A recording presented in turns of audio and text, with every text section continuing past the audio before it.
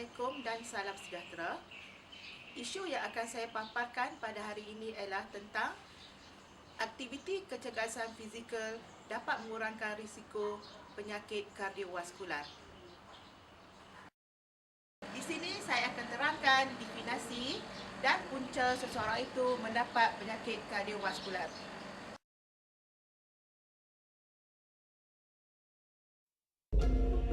Tahukah anda, setiap hari jantung kita perlu mengepam 70 kali seminit untuk menggerakkan 7,200 liter darah ke seluruh tubuh kita.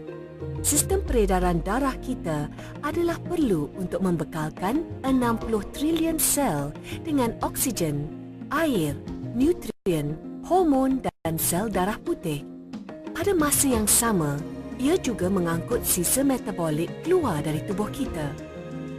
Jika sistem peredaran darah ke otak terganggu, ia akan menyebabkan sakit kepala, pening-pening, daya ingatan lemah dan lebih teruk lagi, stroke. Setiap tahun, 40,000 rakyat Malaysia mengidap stroke. Peredaran darah ke jantung terganggu akan menyebabkan sesak nafas, kelesuan,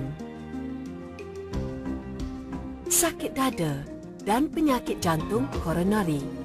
Penyakit kardiovaskular dianggap menyebabkan 7 daripada setiap 10 kematian di Malaysia menjelang tahun 2020 dan ia telah menjadi pembunuh nombor 1 di Amerika Syarikat selama lebih 100 tahun. Antara contoh-contoh penyakit kardiovaskular ialah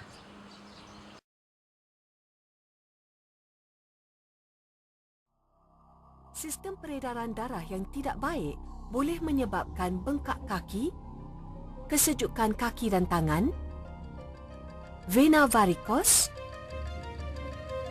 malah mati pucuk. Sistem peredaran yang sihat seharusnya meliputi jantung yang kuat untuk mengepam darah ke seluruh sistem peredaran, saluran darah fleksibel yang tidak tersumbat, dan darah yang tidak melekit yang mengalir dengan lancar. Namun demikian, akibat peningkatan usia, gaya hidup tidak sihat seperti tekanan, merokok, kurang bersenam, terlampau banyak makan makanan terproses serta keadaan kesihatan yang tidak baik seperti obesiti, diabetes dan hipertensi boleh menyebabkan pengumpulan kolesterol, radikal bebas dan homocysteine di dalam saluran darah dan menyebabkan darah menjadi pekat. Sesungguhnya, kolesterol mula terkumpul di dinding saluran darah seawal umur 10 tahun. Apabila darah menjadi pekat, plak mula terkumpul dalam saluran darah. Jantung kita terpaksa mengepam dengan lebih kuat untuk mengalirkan darah melalui saluran yang sempit. Akibatnya, tekanan darah meningkat dan akhirnya menyebabkan kerosakan kepada bahagian-bahagian lain saluran darah. Dalam jangka panjang, saluran darah akan bertambah rosak dan mengeras, menyempit dan kurang lentur.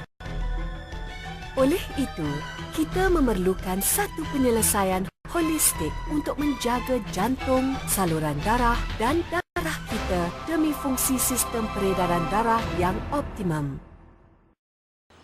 sekarang kita lihat pula cara-cara yang boleh dilakukan untuk mencegah atau mengurangkan risiko untuk mendapat penyakit kardiovaskular.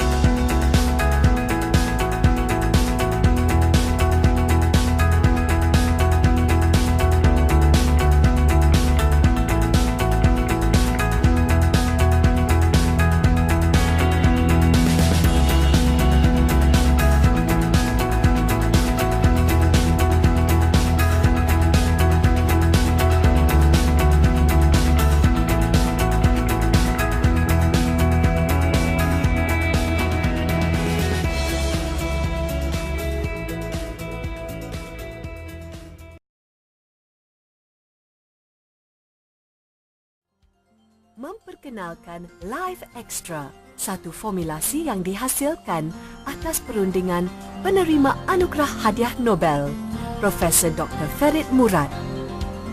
Ia mengandungi ramuan berpaten termasuk L-arginine, probiotik CoQ10 dan 5 jenis nutrien bersinergistik.